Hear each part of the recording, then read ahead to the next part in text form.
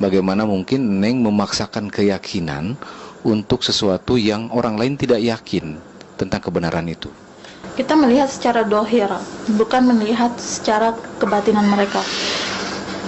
Dohir mereka melakukan kekufuran, tetapi bila di batin mereka, itu adalah urusan mereka dengan Allah. Kita cuma melihat secara dohir aja. Tapi bagaimana dengan azab Tuhan, azab Allah bagi orang yang mencelakai orang? Neng percaya nggak dengan? Percaya? Berarti kan kalau Neng melakukan bom bunuh diri, melukai orang, itu akan kena azab juga. Ini bukan bom bunuh diri secara saya putus asa, pingin mengakhiri hidup saya, bukan. Tetapi bom bunuh diri ini, yang istilahnya istishadi ini, adalah untuk menggapai ridha Allah dan mendapatkan keutamaan jihad fisabilillah.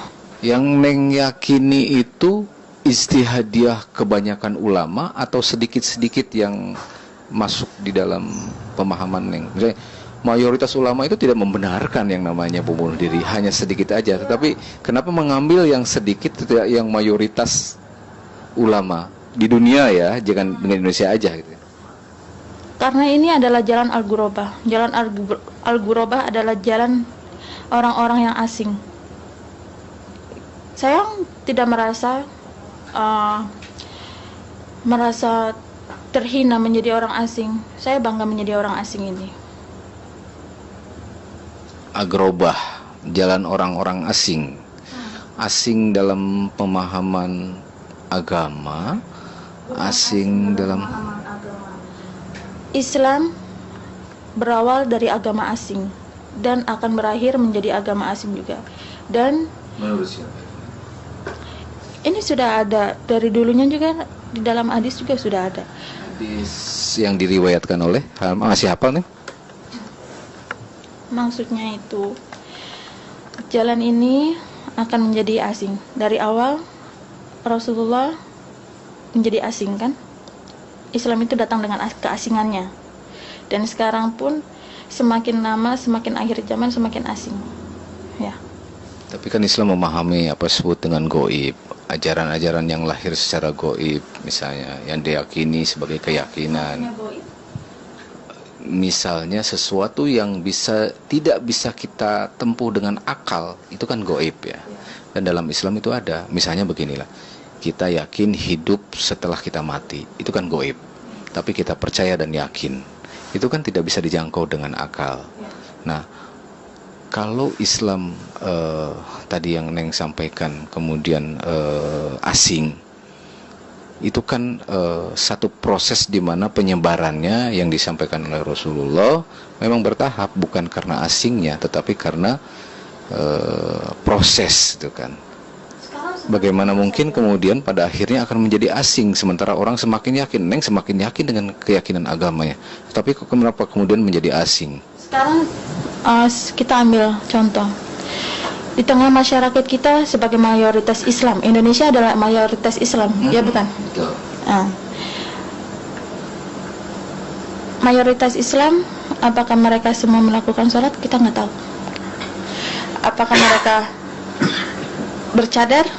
Bercadar di sini sedikit kan, meskipun diakui bercadar itu diakui di sini, tidak dilarang seperti negara-negara lain tidak dilarang. Tapi ya bila saya pun berjalan pakai bercadar, pasti mereka kesannya aneh karena mereka merasa ini asing, bukan yang seperti biasa kan. Tapi kalau kita memakai jilbab biasa, jilbab yang pendek, pakai jeans ataupun lekuk tubuhnya kelihatan, mereka asik aja melihatnya seperti itu kan. Neng, pertanyaan saya, untuk urusan-urusan yang akliyah dan nakliyah, akidah dan keyakinan, itu hablum minallah atau hablum minannas? Untuk keyakinan hablum minallah. Kalau mereka yakin tidak bercadar, kenapa kemudian kita sebagai yang meyakini cadar itu yang terbaik harus memaksakan kepada orang lain gitu?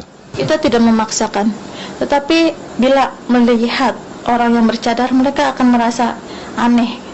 Ya kan, kebanyakan mayoritas tapi merasa aneh melihat bercadar. Oke, Neng kembali ke soal A nih ya. Seberapa lama Neng prosesnya Neng yang menawarkan dulu tadi ya, lalu kemudian disambut oleh AA untuk menjadi orang mengambil bom lah, apapun istilah Neng yang lakukan. Seberapa lama Neng yakin, Teteh yakin menjadi seorang yang membawa bom untuk diledakkan yang akan mencelakai diri sendiri dan orang lain? Seberapa yakin? Dari awal. Seberapa lama keyakinan itu sejak menikah? Sejak menikah 3 bulan yang lalu. 3 bulan yang lalu.